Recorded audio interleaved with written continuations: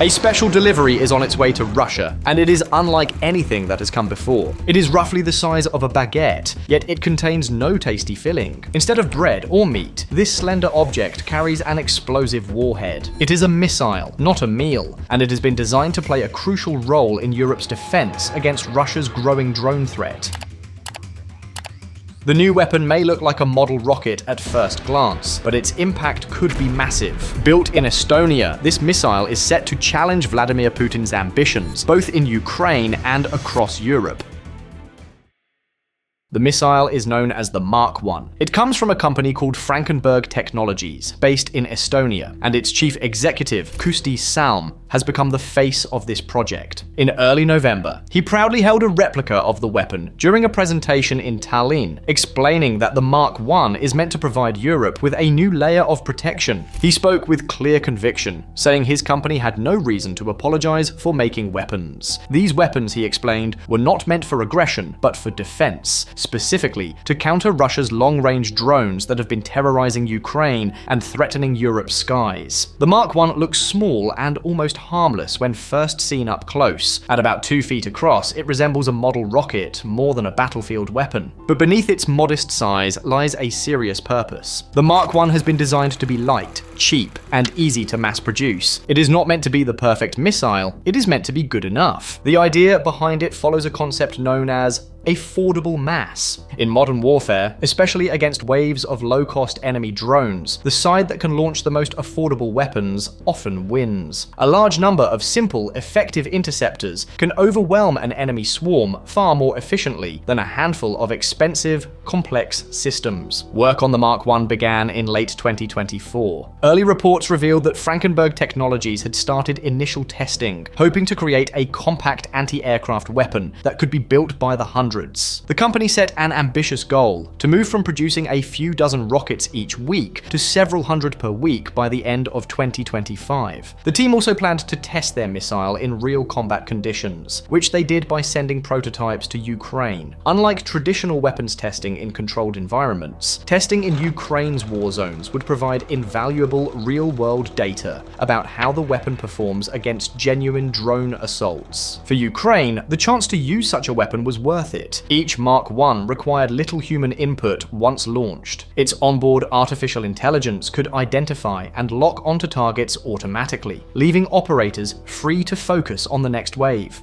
At first, not much was known about what the Mark I could actually do. Analysts speculated based on its size, estimating that it might have a small 1-pound warhead with a range of around a kilometer. That may not sound like much, but it is enough to destroy or disable most drones Russia currently deploys. The key feature, though, is not its explosive power, it is its smart brain. The missile uses an AI-driven targeting system that allows it to identify and pursue aerial threats with minimal human guidance. In theory, if hundreds of Mark I-S are launched at once, they could independently engage multiple drones in parallel in a matter of seconds. Even so, the technology is still being refined. In its current form, the Mark I achieves an accuracy rate of about 56%. While not ideal, it's impressive for such a new and compact system. Frankenberg's goal is to push that accuracy to 90%. The company also aims to keep the price per missile extremely low, around $52,000 per unit,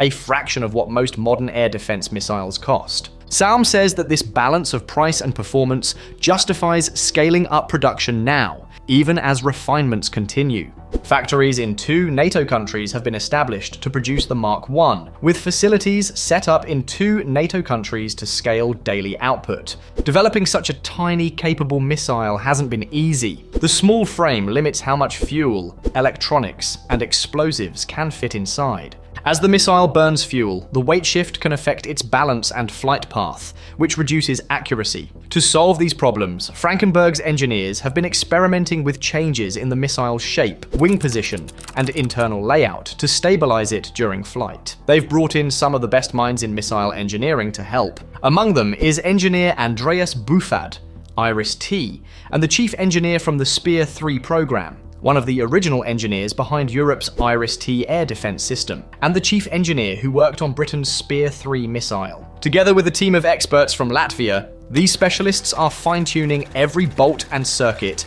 to make the Mark I as precise as possible.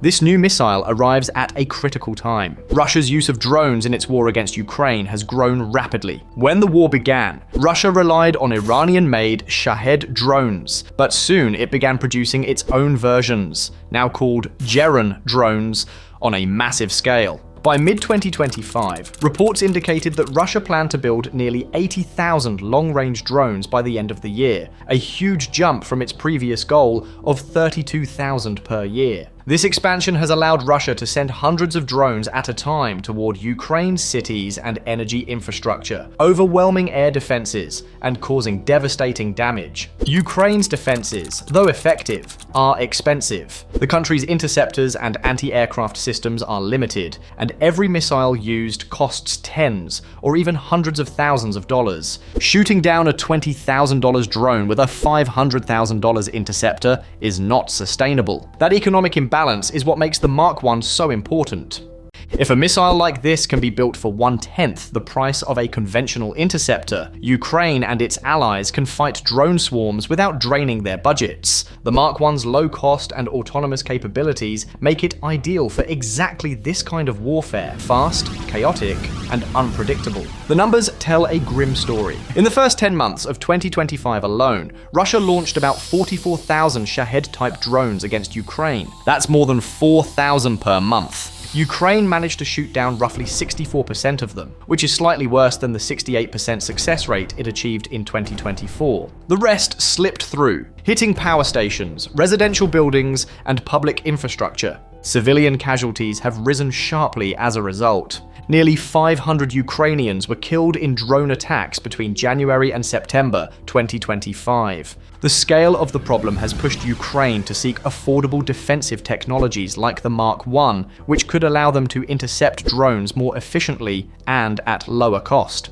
But the need for such technology isn't limited to Ukraine. Russia's drones are increasingly crossing into European airspace. In recent months, several NATO countries have reported incidents of Russian drones or aircraft entering their skies. In Poland, more than 20 Russian drones crossed the border in a single night. The Polish Air Force scrambled fighter jets to intercept them, firing missiles worth hundreds of thousands of dollars, yet they failed to shoot down all of them. Similar incidents have been reported in Estonia, Belgium, Denmark, and Lithuania. Even non-border countries like the Czech Republic have seen drones near their military bases. These events are not random. They are deliberate provocations designed to test Europe's response times and air defense readiness. That's why the Mark I matters far beyond Ukraine's front lines. Europe needs a system that can defend its skies without spending a fortune every time a drone appears. Fighter jets are fast, but using them to shoot down drones is costly and inefficient.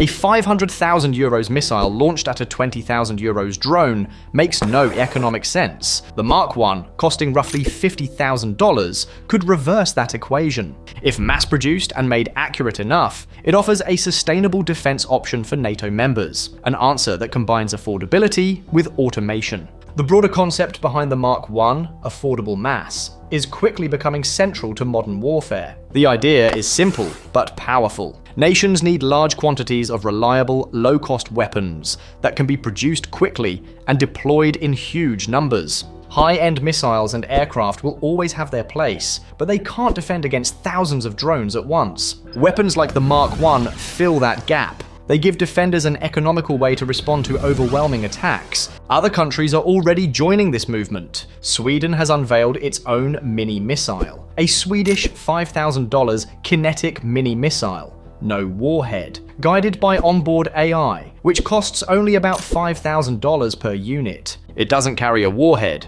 Instead, it destroys drones through high-speed collision, guided by its own AI. This shows that Europe is rapidly adapting its defense strategy towards scalable, autonomous, and inexpensive systems. The Mark I stands out because it represents the middle ground between cost, autonomy, and explosive power. The future battlefield is no longer dominated solely by tanks, aircraft, or massive missiles. It is now filled with swarms of small, cheap drones that can strike anywhere, anytime. Defending against them requires equally smart and affordable answers. The Mark I, with its compact size, low cost, and autonomous guidance, embodies that shift. It symbolizes a new era in European defense strategy, one that focuses on mass production, flexibility, and the intelligent use of technology. In the end, the Mark I is more than a missile. It is a symbol of how smaller nations like Estonia are reshaping the balance of power in Europe. With its simple design and powerful potential, this small rocket may soon play a large role in protecting Ukraine, deterring Russian aggression, and redefining modern air defense. If Frankenberg Technologies succeeds in refining its design and improving accuracy, the Mark I could become the cornerstone of a new generation of affordable defensive weapons, ones that turn the tide of drone warfare by making protection as scalable and efficient as the threat itself.